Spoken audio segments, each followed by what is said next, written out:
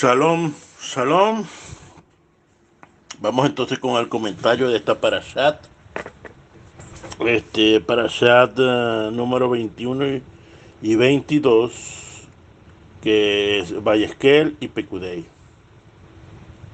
Así que, primero pues con el permiso del cielo, con el permiso de nuestro santo maestro Yeshua Mashiach, con el permiso de todas mis autoridades en ANIAM Internacional, presididas por el doctor Dan Ben Abraham, que la paz esté con él, y con el permiso de todos ustedes, vamos entonces con el comentario de esta parashá.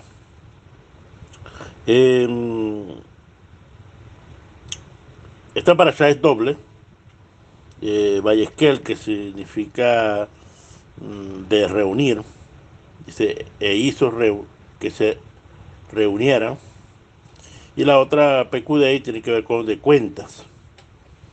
Los sabios dicen que cuando esta parashá Vayesquel están juntas, siempre tiene una intención de la Torá de reunir y contar qué es el trabajo que se hizo y que fue exactamente, fue por orden de Hashem. Y esto nos indica, ¿verdad?, la importancia eh, de que todo tiene que tener un orden, que todos los detalles pequeños también son importantes. Nos enseña esta parashá doble, y que todo mandamiento de la Torá siempre tiene su recompensa.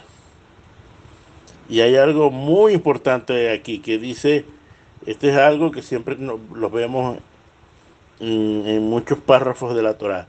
Moshe hizo todo lo que el Eterno le había ordenado hacer.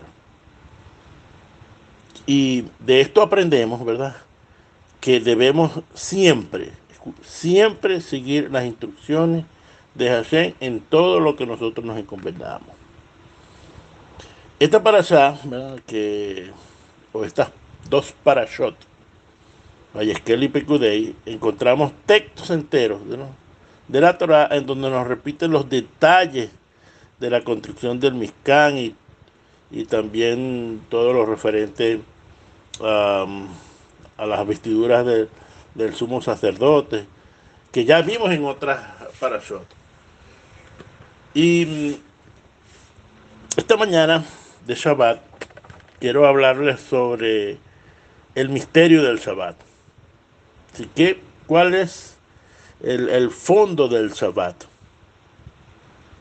Porque vemos en esta parashá que hay un pasuk que dice 35:2, 6 días se trabajará, pero el séptimo día tendrás un día kadosh, santo, apartado, un Shabbat de reposo completo para Hashem. Cualquiera que haga trabajo alguno, en él morirá. Y dice al final, no encenderéis fuego en ninguna de estas muestras moradas de Shabbat. Así que vemos aquí, pues, en el contexto, uno de los versículos que habla sobre el Shabbat. La pregunta que nosotros tenemos que hacernos y que vamos a manejar en el día de hoy y recordar algunos de los conceptos que es Shabbat. Y el Shabbat es el séptimo día de la semana. En el día que el Eterno, de acuerdo a Bereshit, descansó de toda la obra que en el momento de la creación, después de haber hecho toda la creación. Por lo tanto, santificó ese día especialmente. De hecho, la expresión Shabbat viene de la palabra descanso, en alusión pues a lo que estamos hablando. Claro, aquí podríamos decir, bueno, pero el Eterno necesitaba descansar. Nuestro santo maestro, Yeshua Mashiach, nos da la respuesta al decirnos en Matillao 2:27, el que dice, el Shabbat se hizo para el hombre y no el hombre para el Shabbat. De alguna manera, el descanso es para el hombre. Y cuando vemos este versículo en Bereshit 2:2, dice, y acabó el Eterno el séptimo día de su labor, de la creación y reposo. Y la palabra aquí, reposo, es la palabra Vayishavot. Como usted está viendo en la pronunciación, eh, Shabbat ya está viendo que tiene una, al menos lingüísticamente, tiene un parecido a la palabra Shabbat. Vaya Shabbat es de esta palabra que dice y reposó, ¿no? Es una palabra que la raíz viene de Shabbat, de descanso. Y de alguna manera, desde Bereshit, el concepto universal de Shabbat es descansar. Por lo tanto, todas las personas deben descansar un día a la semana. Esto es lo que específicamente nos quiere decir el versículo en Bereshit 2:2. ¿Qué les quiero decir con esto? Que la definición de reposo, ¿verdad?, que podemos ver en esta palabra, es no interferir con la naturaleza ni mostrar dominio sobre ella. Es un estado de paz entre el hombre y la naturaleza. Es no interferir. Por eso es que hay algunas versiones, sobre todo la de Rashi, que es uno de los comentaristas clásicos del mundo judío, nos dicen que es que el Eterno se abstuvo, ¿sí?, como diciendo, paró de crear cosas. Y esto es lo que, de alguna manera, el Shabbat, el descanso, es de crear cosas.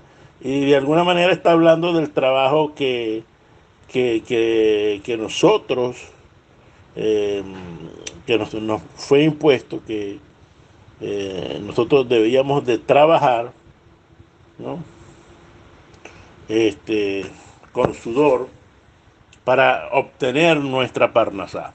Ya hemos hablado esto en diferentes, este año hemos hablado sobre este concepto de que el trabajo y la parnasá están unidos y que la parnasá y el Shabbat están unidos también, porque ya hemos hablado sobre el maná, se recuerdan que hablamos que el maná caía del cielo y todos estos conceptos, y la semana pasada este, también hablamos un poquito de este tema y también cuando hablamos sobre el macer, es decir, hay una conexión también entre el macer y la prosperidad.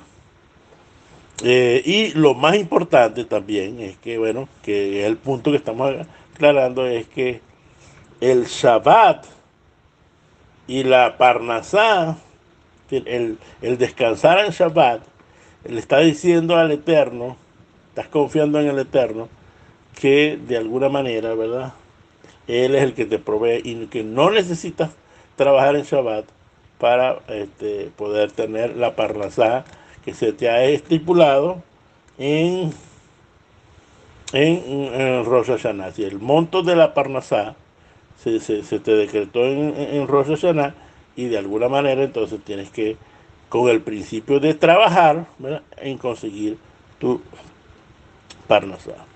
Así pues que antes de Sinaí, el séptimo día de la semana, el Shabbat pareciera una práctica universal para descansar, para no interferir con la naturaleza.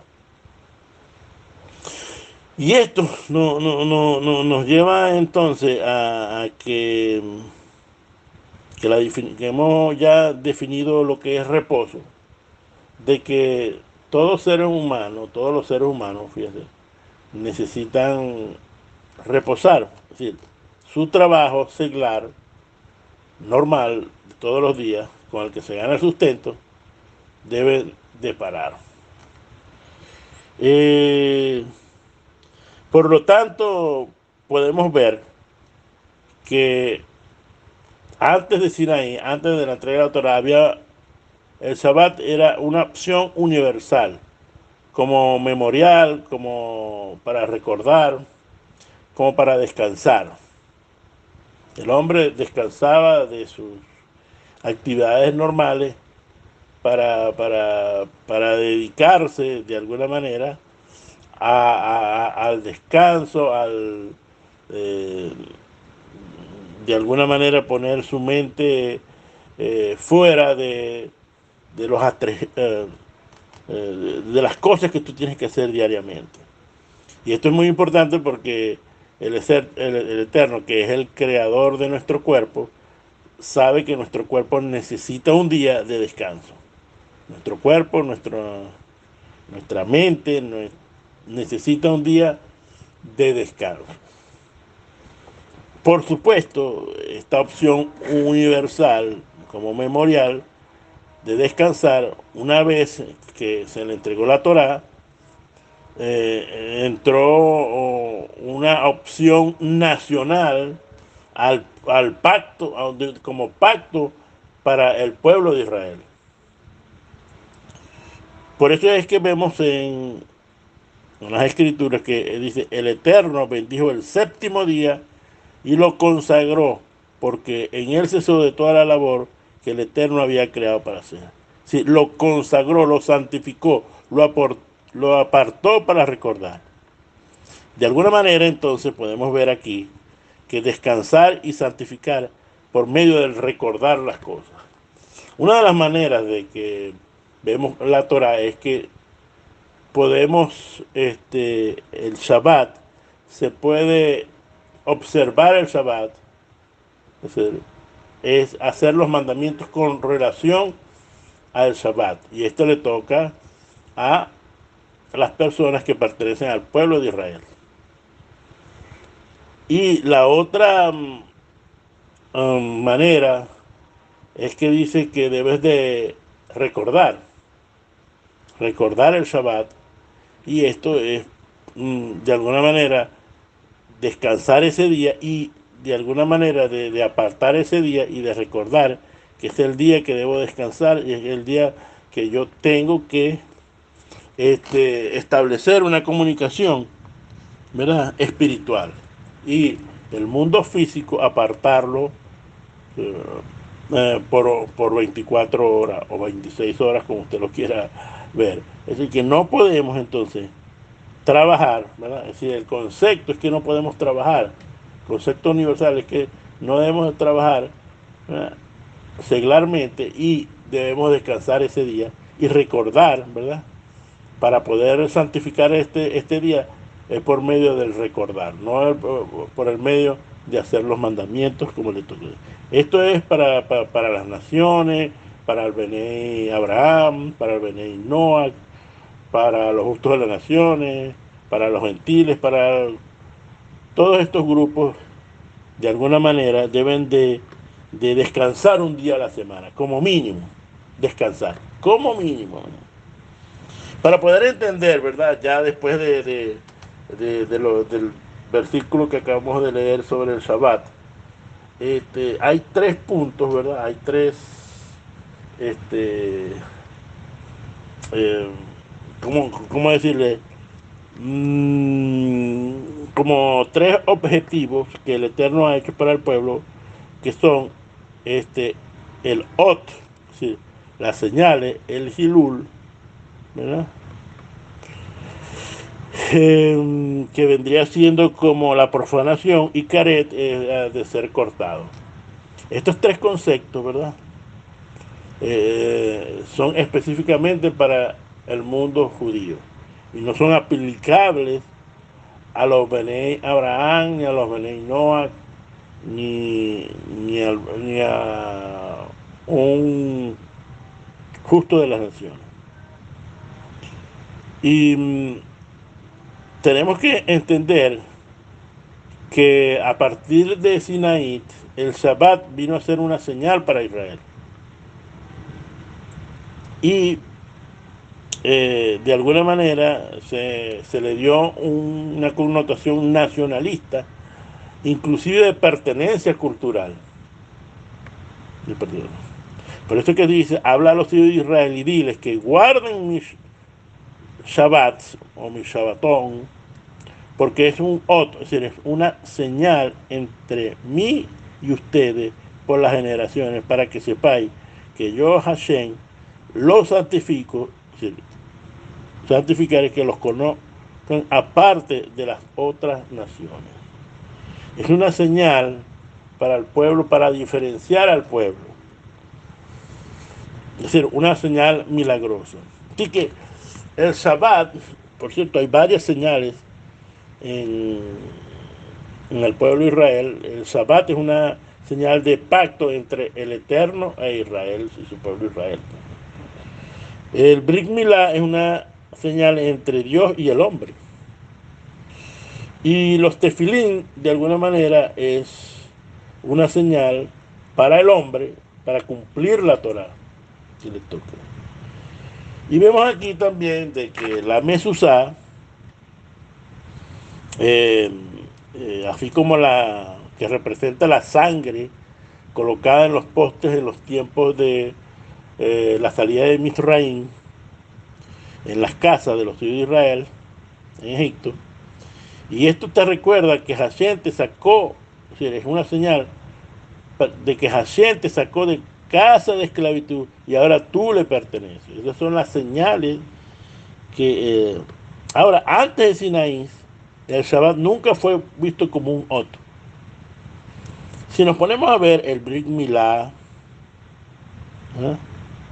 los tefilín, las mesuzot, como la sangre de los postas, podemos ver con nuestros ojos y palpar con nuestras manos. Estas son señales que se pueden, pero que nos recuerdan eventos también del pasado, por lo tanto se entienden que sean llamados señales. Sin embargo, en el contexto del Shabbat, es presentado como una práctica exclusiva de Israel, ¿verdad? Surgiendo la idea que uno, ¿verdad?, que no pertenece a Israel, no tiene la obligación de guardar el Shabbat. Y esto, de alguna manera, el Shabbat tiene una cantidad de leyes que solamente el judío debe de cumplir. Así que el Shabbat para un judío es una señal que Hashem te dice que te apartó de las otras naciones. Sí, imagínense esta señal. Las otras señales son palpables, pero el Shabbat, que no es palpable, ¿verdad?, que es palpable por el medio de las acciones que tú vas a realizar el Shabbat, ¿verdad? Esas acciones o esas leyes que el Eterno te dice, de los cuales está obviamente no prender fuego, no trabajar, etcétera, etcétera, etcétera. La pregunta es, ¿verdad?, porque entramos de alguna manera explicando que el Shabbat, de la manera desde el punto de vista de Bereshit, es una aplicación universal. Y ya vimos ya que es específicamente de descansar el Shabbat. Eso sería la idea de que toda persona, todo ser humano debe descansar.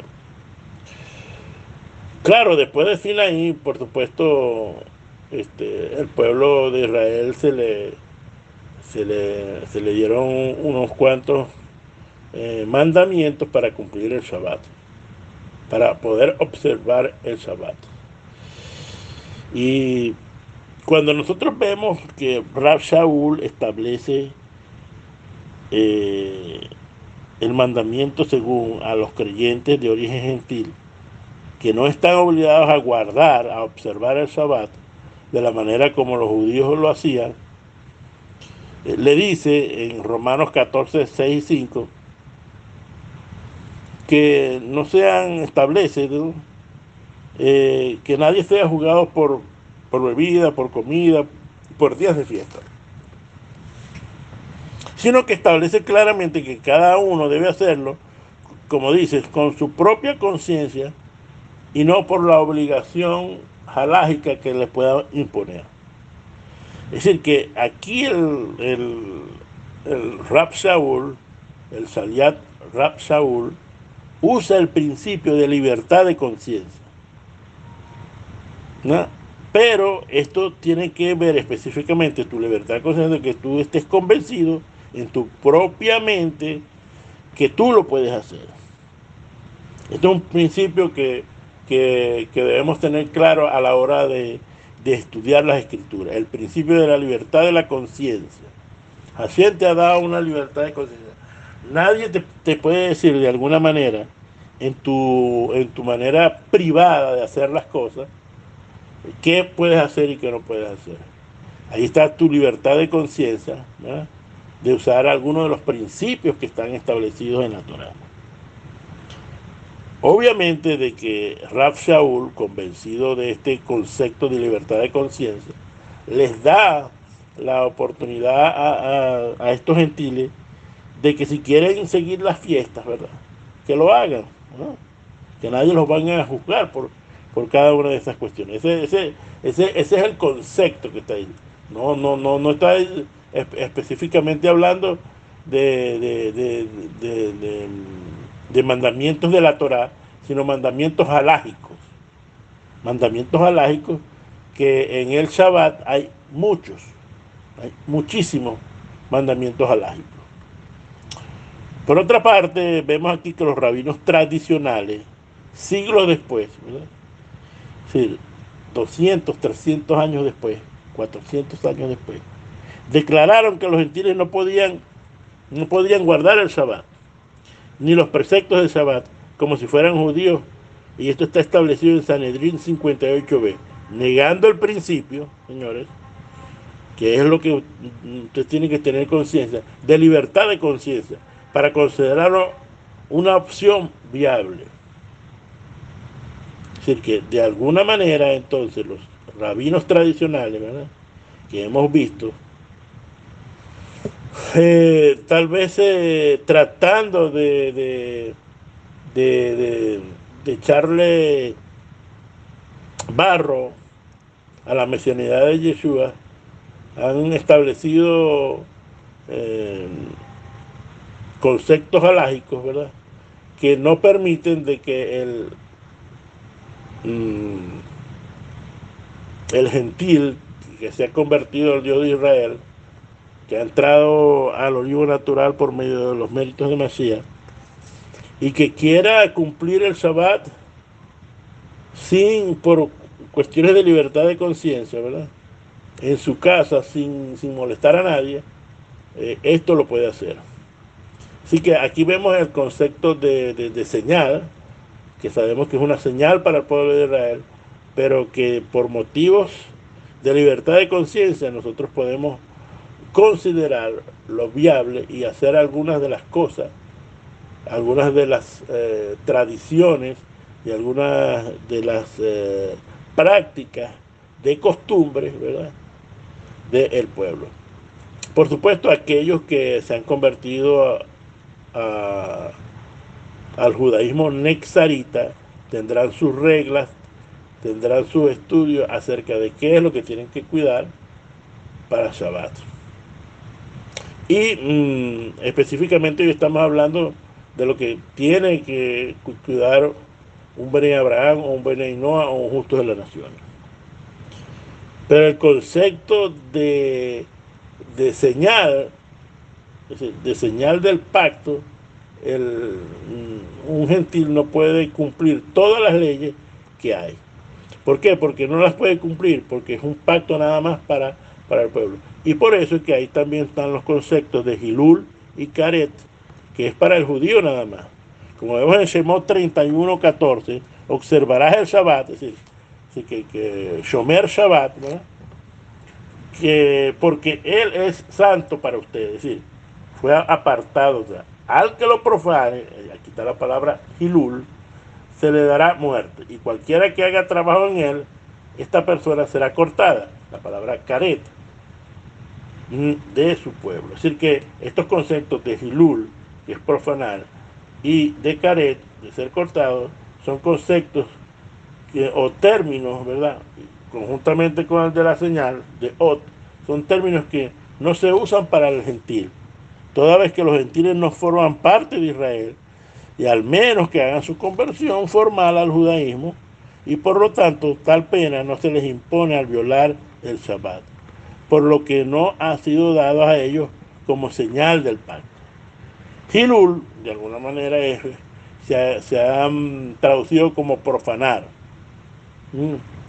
Pero la palabra Hilul viene de la palabra, en realidad viene de la palabra halal, que viene a ser de cadáver, de contaminación.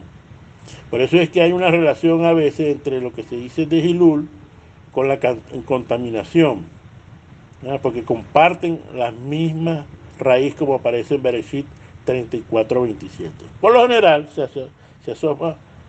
asocia la palabra Hilul que lo que podría pasar a personas de alto nivel de santidad, como por ejemplo los Kohanim, ¿no? Podría ser Hilul Hashem, sí, profanar el nombre del Eterno, ¿no? Pero en todo caso sería contaminarse, que el hacer esto contamina, ¿no? Como podemos ver específicamente con el caso de los Kohanim, que cuando hacían cometían un pecado, de alguna manera eran contaminados y no podían hacer el servicio. Se contaminaban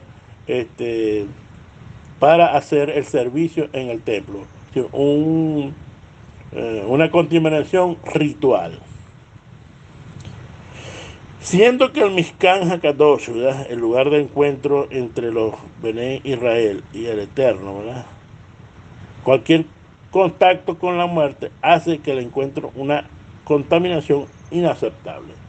Entonces, esto nos quiere decir, ¿verdad?, que ritualmente un judío que se haya profanado, que haya hecho Hilul Hashem, de alguna manera no podía participar en los eventos que había en el templo.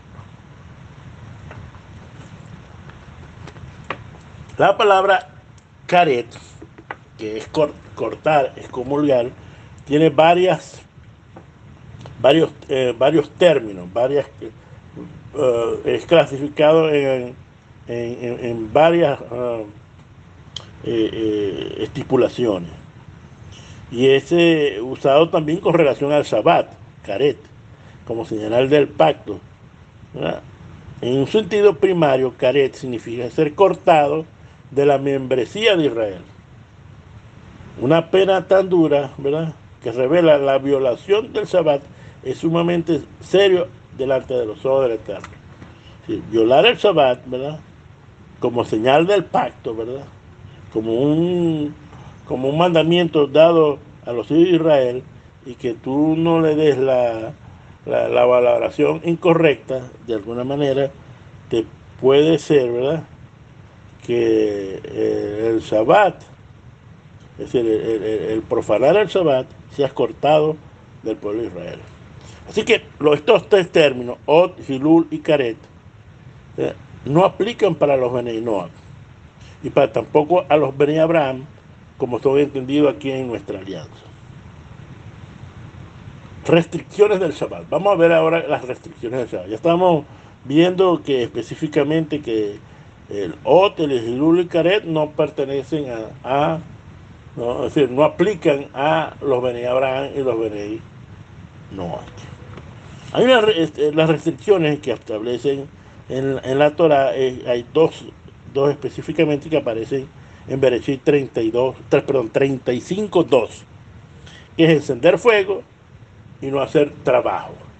Ya hemos visto de alguna manera, ¿verdad?, que lo del trabajo, ¿no?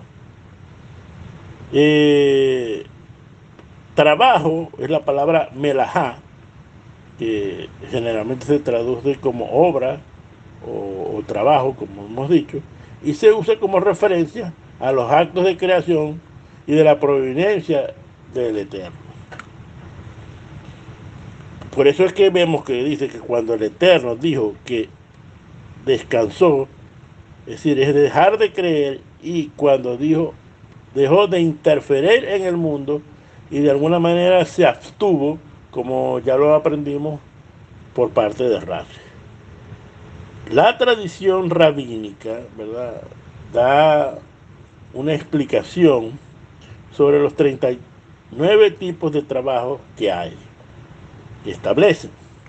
Cuando usted empieza a leer todos estos 39 tipos de trabajo que no se pueden hacer en Shabbat, ¿verdad?, porque dicen que hay una relación entre, entre estos 39 tipos de trabajo y el Mizcán o el templo que se hacía. Sin embargo, cuando usted hace un análisis de todo lo que ve aquí, que son sembrar, arar, cosechar, recolectar, sembrar, aventar, disgregar, moler, tamizar, amasar, hornear, esquilar, lavar para blanquear, desmontar, teñir, hilar, preparar, telar, tensar, tejer, retirar, anudar, desanudar, coser, romper, cazar, degollar,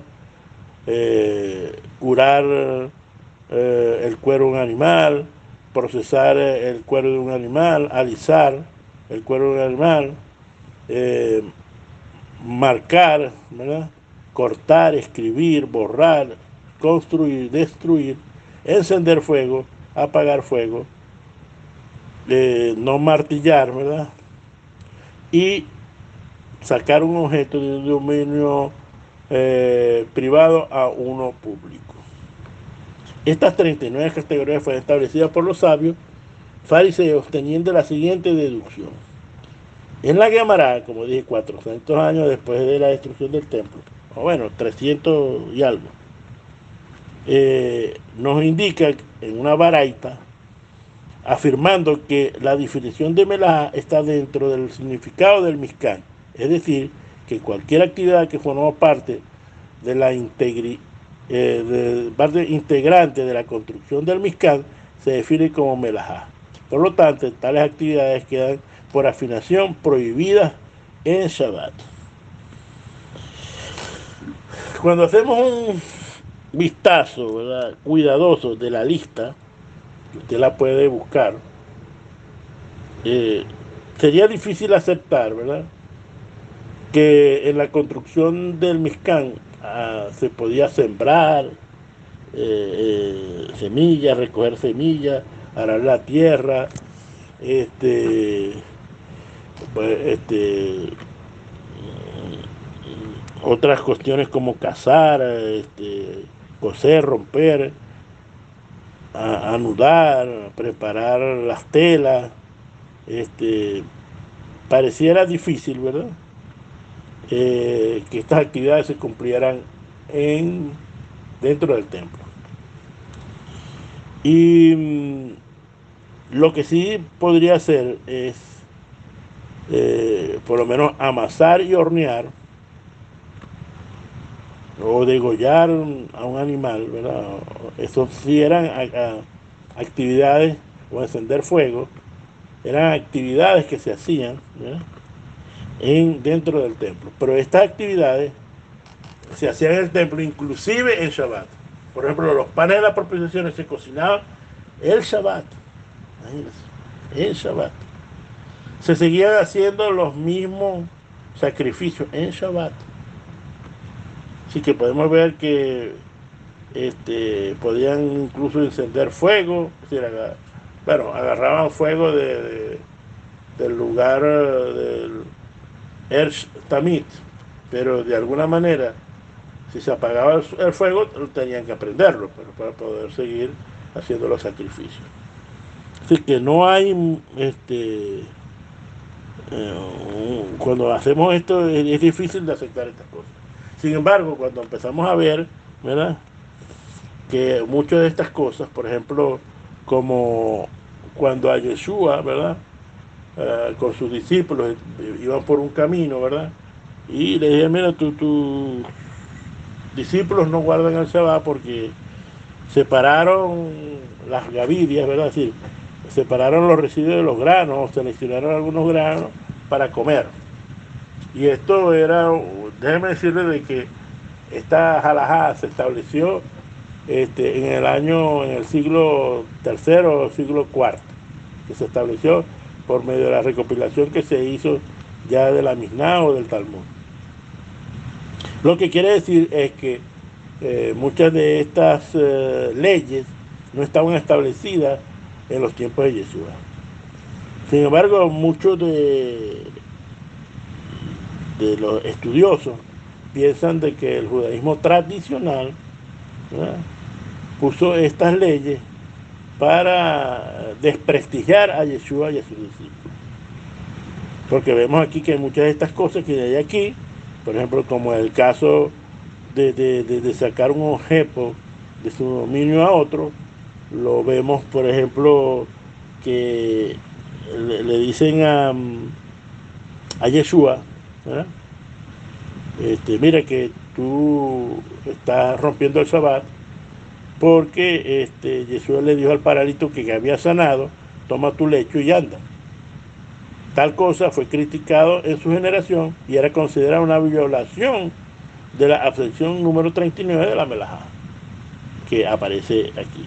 Sí, que de alguna manera algunos pensaban que cuando Yeshua, imagínense, le dijo al paralítico que no sanó, toma tu lecho y anda, ¿verdad?, este concepto estaba manejándose.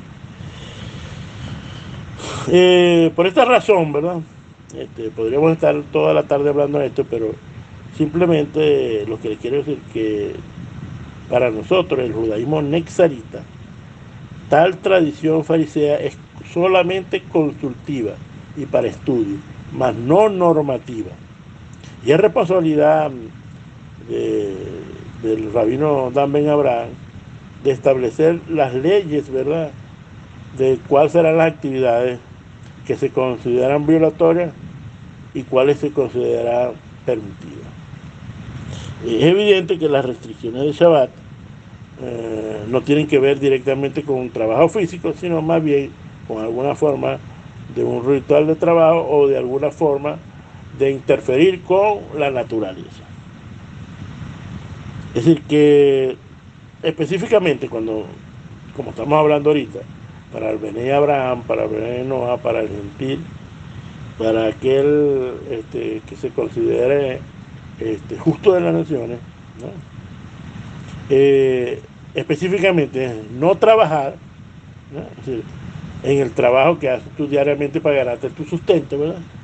Y debes descansar. Sí. Esto quiere decir de que no trabajar es que no puedes interferir con la naturaleza ni mostrar dominio sobre ella. Es decir, debe ser un estado de paz entre el hombre y la naturaleza. De aquí viene entonces no encender fuego, porque el fuego de alguna manera es parte de la naturaleza.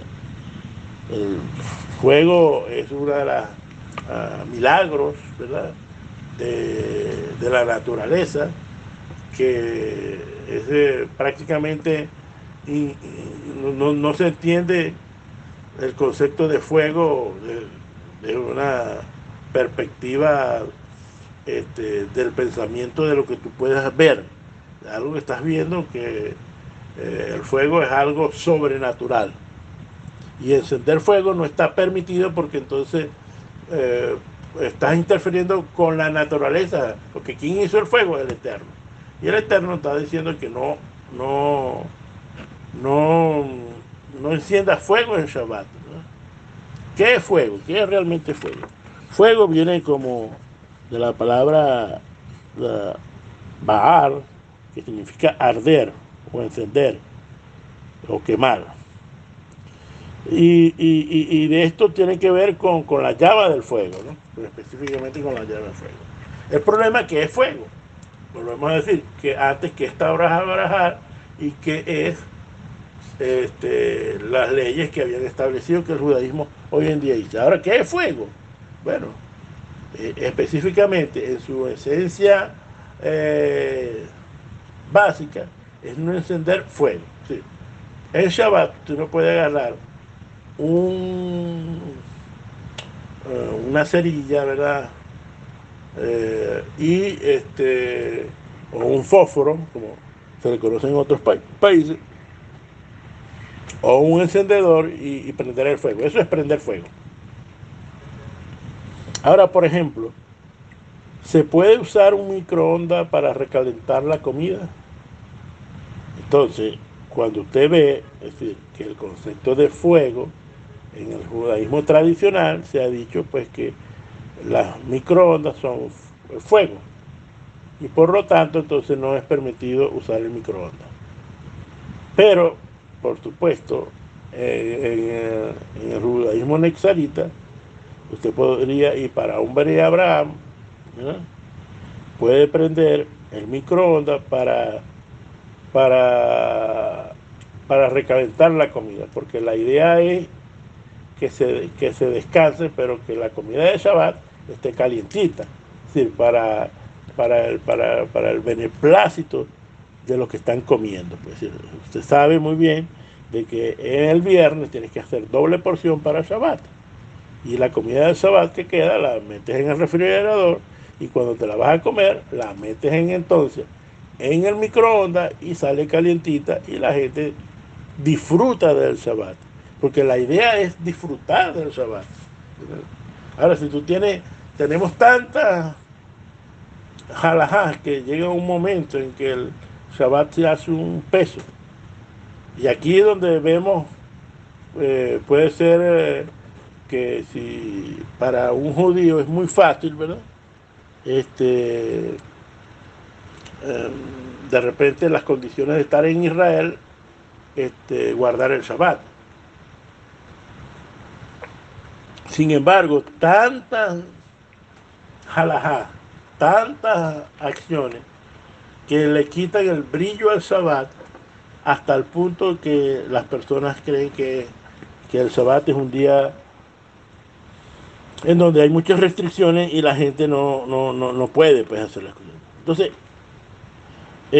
considerando que la palabra fuego tiene que ver con la llama y no con la electricidad ni con los microondas, entonces se permite, ¿verdad?, que se caliente la comida. No cocinar, ¿verdad?, porque no se puede cocinar en Shabbat, porque la idea es que se descanse. La idea es que se descanse. Pero fíjense una cosa, hay leyes también de que si una persona tiene un bebé, ¿verdad?, de meses y hay que calentar el agua, se puede prender el fuego, ¿verdad? Si no tiene aparatos, por ejemplo, como un calentador de agua, se puede prender fuego para que este niño, ¿por qué? Porque la vida del niño, si se baña con agua fría, este niño es posible que tenga problemas de salud y primero, como dije anteriormente, el Shabbat fue hecho para el hombre, no para matarlo, sino para que viva, así como los mandamientos, son para vida, no para matar a las personas. Así que si tiene que entonces, ¿verdad?, que calentar una medicina para aliviar a una persona, se puede prender fuego. Aquí estos son ya las excepciones a las reglas. Para finalizar, ¿qué es Shabbat? Evidentemente, ¿verdad?, que después de haber profundizado el significado de Shabbat, para captar su significado, el Shabbat demuestra que Elohim ha santificado a su pueblo, a los hijos de Israel, como a la nación, por medio del Shabbat, y lo ha hecho una señal. El Shabbat demuestra que Elohim ha santificado, ¿verdad?, a su pueblo y a los hijos de Israel como nación del pacto. El Shabbat entonces ofrece una señal de esa alianza y de esa importancia delante de los ojos del Eterno, que se revela en la grandeza de las penas impuestas. Tales señales de pacto es violada. El Shabbat entonces es una señal, porque es un signo semanal de la constante presencia del Eterno en medio de su pueblo. En este caso, ¿verdad?, cada vez que tú cumples las leyes de Shabbat básicas, entonces hace que la presencia divina se presente delante de ti, entre tu familia, en la cena del Shabbat, y se quede todo el día la presencia divina en tu hogar. El Shabbat es el signo en la relación especial entre Dios y los Bnei Israel y la experiencia compartida entre los dos. El Shabbat es la señal que eres kadosh delante de Hashem. Ahora, ¿cómo aplica todo esto a un Benei Noah, a un Benei Abraham? Mire, hay que ser claros, todos los aspectos éticos y morales de la Torah aplican de igual para un judío como un Benei Abraham, como un Benei Noah. Los aspectos relacionados como señales del pacto no se aplican, como tampoco las sanciones que tienen que ver con estas cosas, como ya lo hemos explicado. Por lo tanto, si se trata de Shabbat, como el Brit Milá, como el Tefilín, como la Mezuzá, como el Tzitzit, no deben de ser hechos como lo hacen los judíos, no, porque son señales solamente para el judío. Excluyendo estas señales como aspectos litúrgicos como las cuales se asignan, por ejemplo que la Torá o como las halajá, el resto de todas las cosas es propicio para la bendición de ambos pueblos, de ambos Benei Abraham, Benei Judá o Benei Noah. Por lo tanto, todos, ¿verdad?, deben de honrar al Shabbat. Por eso es que el mandamiento dice, acordaos del Shabbat. Es decir, ¿qué significa de acordaos del Shabbat? De que, bueno, faltan 3 días para el Shabbat. Usted se puede acordar del Shabbat de ver, no sé, unas frutas muy bonitas o unos vegetales muy bonitos o un pescado, ve un pescado grande y entonces lo lleva y dice, esto va a ser para el Shabbat, dando el honor al Shabbat. Usted se está recordando del Shabbat. Es decir, y este es su significado en la alianza, preparándose con las mejores vestiduras, con las mejores, eh, eh, con nuestros mejores vestidos para nuestro cuerpo, como el mejor mantel para nuestras mesas, la mejor vajilla para nuestros alimentos, la mejor comida para nuestros cuerpos, la mejor oportunidad para compartir con cada miembro de nuestra familia. Es el mejor día para estar en intimidad en el matrimonio, así cumplir con el deber marital. La mejor ocasión para estudiar Torah, el mejor día para hacer el bien, esperando el tiempo y con alegría la llegada del Shabbat, cuando la Shekinah se sentará con nosotros en la mesa a fin de compartir el esposo y la esposa. Entonces ahora lo honraremos, Señor.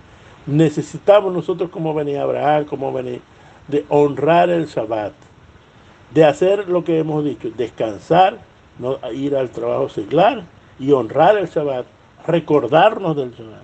En conclusión, debemos de hacer como mínimo 8 cosas. Descansar. Ese es el principio universal, descansar. No trabajar seglarmente. No prender fuego, ¿verdad? Este es otro de las cuestiones básicas.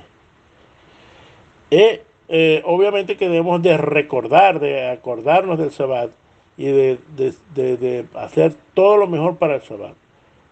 Como acabamos de decir, honrar el Shabbat. Debemos santificar el Shabbat, sabiendo que es un día santo, apartado para Hashem. Es signo de la presencia de Hashem en tu vida, la manera como tú te comportas y la cámara que tú tengas. Y es el recordatorio de la venida del Masías. Realmente, ya para finalizar, quisiera una reflexión sobre la Kavaná del Shabbat. La verdad es que a veces cuando se dice la gente, vamos a hacer el Shabbat, hemos visto que la gente se refiere específicamente a Kabbalah Shabbat, es decir, al recibimiento del Kabbalah, es decir, estamos hablando del viernes en la noche. Creo que generalmente mucha gente aprecia mucho la comida, el ambiente que hay en Kabbalah Shabbat es extraordinario. Pero déjeme decirle de que el problema para seguir recordando el Shabbat y ponerlo como día apartado en nuestras vidas es al otro día. Cuando te levantas al otro día, que entonces quieres ir al supermercado, quieres hacer tal cosa, quieres, no sé, hacer otras cosas que no, que no tienen nada que ver con la santidad del Shabbat, porque es un día donde entonces debes de ir entonces a, a la sinagoga o a tu casa de estudios. Es un día para orar, para estudiar Torah, como dije. Son los mejores días para orar, son los mejores días para estudiar Torah, son los mejores días para compartir con la familia, para estar con tu esposa. Sí, no puedes permitir, ¿verdad?, que otras cosas te quiten el valor, porque el Shabbat es un regalo que trae, ese es el misterio del Shabbat, que te trae regalos escondidos, ¿entiendes? Es la fortaleza vas a agarrar fortaleza para cada semana agarras fortaleza, ¿verdad? A bendición de parte del Eterno, fuerzas, todo esto te lo va a traer el Shabbat. Y hay algo que usted tiene que tener, es que cada Shabbat, y es lo que es una oportunidad de ensayar, ¿verdad?, la cena que servirá el Mashiach en la edad mesiánica. No debemos de recibir el Shabbat con las mismas ropas que durante la semana.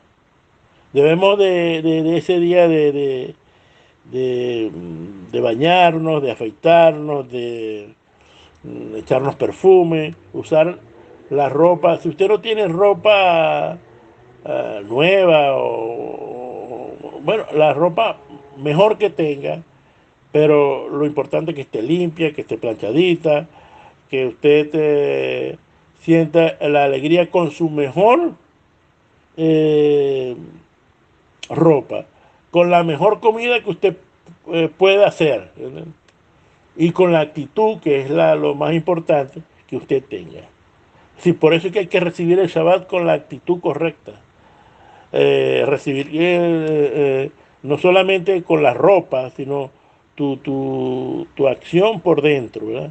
Debemos de disfrutar con la reina del Shabbat. Escuche bien, cada vez que tú celebras el Shabbat con la actitud correcta, un alma adicional, una fuerza adicional, recibiremos como anticipo de nuestra resurrección en gloria y para disfrutar con el Mashiach, la edad mesiánica que tanto anhelamos. Señores, que este Shabbat seamos merecedores de una de las extraordinarias bendiciones y dignos de estar en pie para ver con nuestros ojos la llegada del Mashiach. Señor, estamos de alguna manera en la última hora de la preparación de la venida del Mashiach. Podemos estar de alguna manera, proféticamente hablando, en los últimos 40 años. No estoy diciendo con esto que faltan 40 años, sino que estamos en la última hora, que representan alrededor de 40 años. Porque para el Eterno un día somos como 1000 años, y 1000 años como un día. Estamos en la última hora de preparación. Es decir, estamos como en el viernes que usted está preparando, como ayer, preparando la comida, limpiando la casa, comprando las cosas, la expectativa de bañarse, de buscar la ropita limpia, todo eso. Miren, no hay excusa. No hay excusa que usted esté solo. No hay excusa. Usted inclusive solo, inclusive con un vaso de agua y un pan, usted puede hacer, si eso es lo mejor que usted tiene, ¿no? Eso, el corazón que usted ponga en el Shabbat, le traerá bendiciones grandísimas que usted no se imagina. Pensando de que si tengo que poner la mejor comida, el mejor vino, la mejor ropa, no, está en tu actitud hacia el Shabbat, de sabiendo que el misterio del Shabbat, que hay una fuerza intrínseca en el Shabbat que te va a llevar, ¿verdad?, a los tiempos mesiánicos. Estamos en la última hora de esto. Estamos en el concepto de celebrar las bodas del Cordero, de la venida del Mashiach, de la declaración que tenemos que hacer a la gente de que el reino mesiánico va a ser establecido, ¿verdad?, y que el Mesías vendrá y se establecerá su reino mesiánico en Jerusalén, y que Jerusalén será la capital del mundo, que Israel será el ejemplo, ¿verdad?, de todo lo que podría ser los conceptos de, de, de, de economía, de política y de la manera de hacer las cosas bien y de justicia. De eso es lo que, de eso es lo que se dice que hay que hablar el Evangelio, que el Evangelio es la palabra mexorá, que la palabra mexorá es que el reino mesiánico se va a establecer aquí en la tierra. Señora, estamos en la última hora de la preparación de la venida del Mesías. Permite que cada Shabbat, ¿verdad?, puedas hacer tu mejor Shabbat. Si ahorita estás trabajando en Shabbat por alguna circunstancia, empieza a trabajar, ¿verdad? Empieza a hacer cosas que el Eterno vea en tu corazón y que seas digno entonces de poder establecer y hacer el Shabbat con una cabana correcta. Que la gente dé el privilegio de poder recibir, ¿verdad? Que sea un vaso apropiado para recibir todas las bendiciones. No permita que esas bendiciones que Hashem envía todos los Shabbat se desperdicien porque no tienes un recipiente apropiado para recibir todas esas cosas. Señores, queda en nosotros, ¿verdad?, que los misterios del Shabbat, que las bendiciones y las fuerzas, ¿verdad?, que hay en el Shabbat, ¿verdad?, nosotros o las dejemos ir o nos apropiemos de ellas. Señores, como dice cada vez que terminamos un libro, Hasak Hasak, Bene Hasek, esfuérzate, ¿verdad?, y sé valiente. Esfuérzate en querer participar y de hacer tu Shabbat, como venía Abraham, como venía Judá, como lo que tú quieras. Pero ten en tu corazón, ten la cabana correcta, ten esa comunión con Hashem, para que Hashem entonces te pueda bendecir tu vida, de tu casa y de tu familia. Shabbat Shalom, alégrense, que es el mejor día para todas las cosas. Siga disfrutando de este gran Shabbat.